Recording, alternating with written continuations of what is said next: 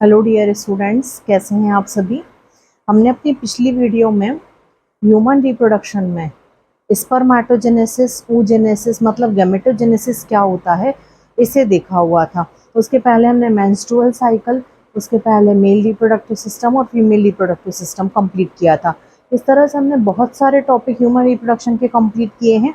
आज हम जो टॉपिक स्टार्ट करेंगे, हमने पिछली वीडियो में केवल इंट्रोडक्शन देखा था। आज हम देखेंगे स्पर्मेटोजेनेसिस जो प्रोसेस होती है,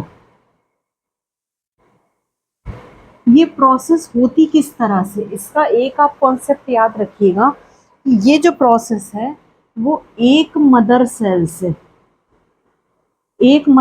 जो होती है ह्यूमन में, उससे 4 स्पर्म का फॉर्मेशन होता है।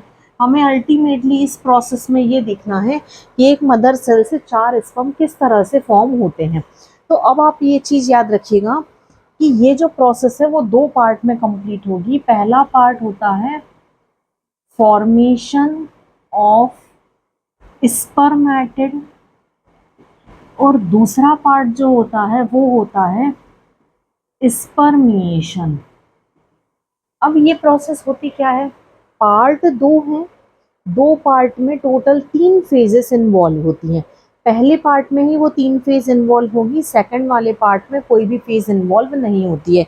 तो पहला वाला पार्ट जो है वो कंप्लीट होगा 3 फेज में। सबसे पहले मल्टीप्लिकेशन फेज, दूसरा आता है ग्रोथ फेज और तीसरी आती है मैच्योरेशन फेज। ये चीज आपको बहुत याद रखने की है कि प्रोसेस जो है वो 2 पार्ट में तो हो रही है, 2 पार्ट के बाद में 3 फेज उससे कंप्लीट करेंगे। अब हम सबसे पहले देखें मदर सेल जो हम बात कर रहे हैं, ये एक मदर सेल होती है जिसे हम, ये 2n है क्योंकि मेल और फीमेल दोनों से मिलकर के बनी हुई है, डिप्लॉइड सेल होती है। इसे हम कहते हैं स्पर्मेटोगोनिया। अब ये जो स्पर्मेटोगोनिया है, इसमें जब डिवीजन होता है माइटोटिक डिवीजन, बहुत अच्छे से मैं समझ सकती हूँ कि आप अगर रिप्रोडक्शन पढ़ करके आए हैं तो आपको माइटोटिक और मेयोटिक डिवीजन पता होगा, तो यहाँ हम वो डिस्कस नहीं करेंगे। अगर आपको माइटोटिक और मेयोटिक में कोई भी कंफ्यूजन है तो कमेंट सेक्शन में प्लीज़ मैसेज करें कि मैम उस पर आप एक कॉन्सेप्चुअल वीडियो लाएं, तो मैं आपको वहाँ पर क्लियर करूँगी। अगर आपको वो समझ में नहीं आ रहा है तो आपको ये भी समझ में नहीं आएगा और आपको जेनेटिक्स में भी बहुत प्रॉब्लम जाएगी। तो माइटोटिक डिवीजन होने के बाद में ये सेल 2 पार्ट में डिवाइड हो गई। मल्टीप्लिकेशन होगा सबसे पहले, तो ये 2n, ये भी 2n, फिर इसमें डिवीजन होगा, ये 2n, इस तरह से ये भी 2n। ये पूरी की पूरी फेज कहलाती है मल्टीप्लिकेशन फेज, क्योंकि यहाँ पर सेल मल्टीप्लाई हो रही है बट उनके क्रोमोसोम में कोई भी चेंजेस नहीं हो रहा है।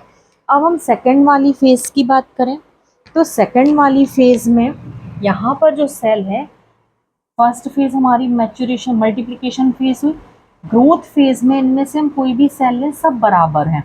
मान लो हम सपोज थर्ड वाली फेज ले रहे हैं तो सेल का साइज बड़ा हो जाएगा, क्योंकि इस सेल को जब न्यूट्रिशन मिलता है सर्टोली सेल के थ्रू, या जिन्हें हम नर्स सेल भी कहते हैं, इन सेल से न्यूट्रिशन मिलता है तो ये सेल साइज में बड़ी हो जाती है, क्रोमोसोम में कोई चेंजेस नहीं होता है। इस फेज को कहा जाता है ग्रोथ फेज। अब ये जो सेल तैयार हुई है, यहाँ बहुत कॉन्सेप्ट यहीं पर है तो आप बहुत ध्यान से समझें। अब ये वाली जो सेल तैयार हुई है, यहाँ माइटोटिक सेल डिवीजन हुआ था, यहाँ मेयोटिक सेल डिवीजन होगा। मेयोटिक सेल डिवीजन होने पर सेल का जो नंबर है वो 2 हो जाएंगे और क्रोमोसोम के नंबर भी हाफ हो जाएंगे। मतलब ये सेल अभी डिप्लॉइड थी, अब ये सेल हैप्लॉइड हो गई है। ये सेल 2 पार्ट में डिवाइड हुई। इसके बाद फिर से मेयोटिक, अभी ये फर्स्ट हुआ था, यहाँ मेयोटिक सेकेंड डिवीजन होता है। ये सेल एन एन, यहाँ एन और यहाँ एन, ये 4 सेल बन करके तैयार हो गए। यहाँ आपको समझने वाली बात है, अगर आपने माइटोटिक और मेयोटिक सेल डिवीज़न पढ़ रखा होगा, तो माइटोटिक सेल डिवीज़न में सेल केवल नंबर के फॉर्म में डबल होती हैं।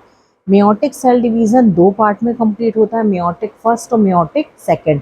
मेयोटिक फर्स्ट जो होता है उस वाले सेल डिवीज़न में क्रोमोसोम के नंबर हाफ होते हैं, और meiotic cell division second is always equal to mitotic cell division.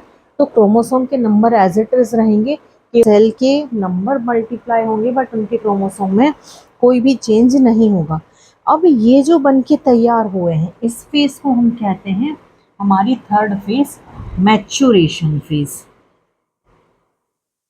अब बहुत ध्यान से समझिएगा, एक सेल से 4 ये जो बन के तैयार हुए हैं, अभी ये स्पर्म नहीं बने हैं।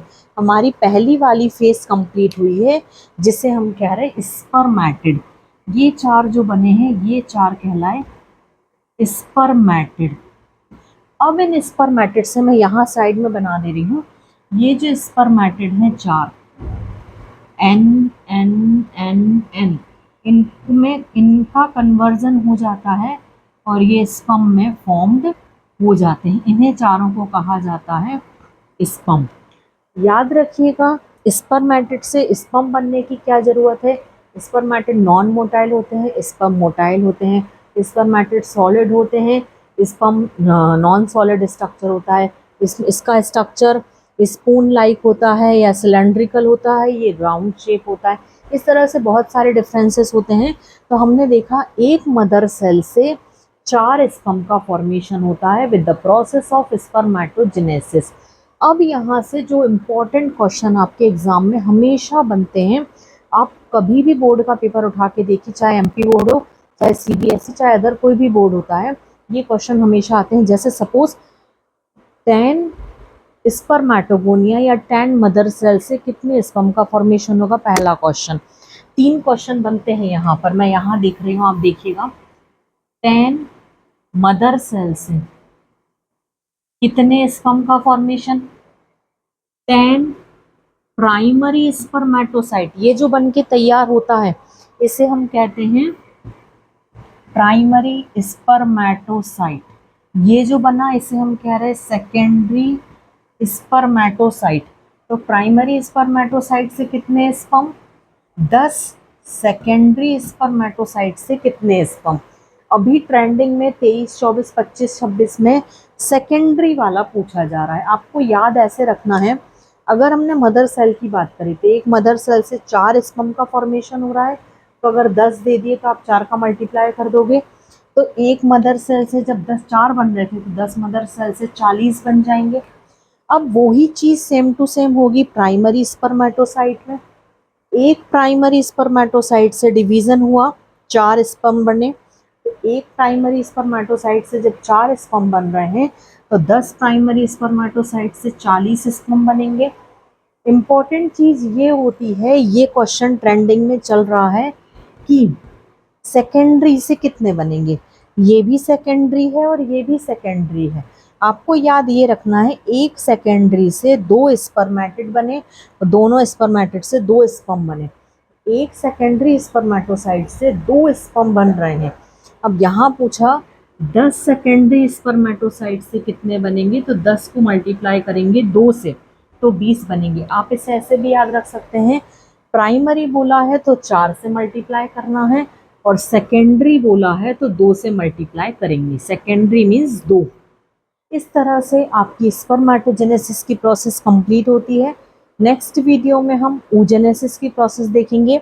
इस वीडियो में कहीं भी किसी को कोई प्रॉब्लम जाती है तो प्लीज़ कमेंट सेक्शन में मैसेज करें।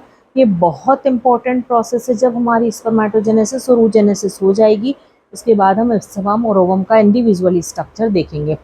ये क्वेश्चन हर साल हर एग्ज़ाम में घुमा करके पूछा जाता है, या तो पूरी प्रोसेस या स्पर्म का फॉर्मेशन या स्पर्म का स्ट्रक्चर या इनसे जुड़ा हुआ कैलकुलेशन। तो प्लीज़ वीडियो को 2-3 बार रिपीटेशन में देखें। कहीं डाउट जाता है तो कमेंट सेक्शन में मैसेज करें, और प्लीज़ वीडियो को जितना शेयर कर सकते हैं आप उतना शेयर कीजिए, लाइक करें और चैनल सब्सक्राइब करें।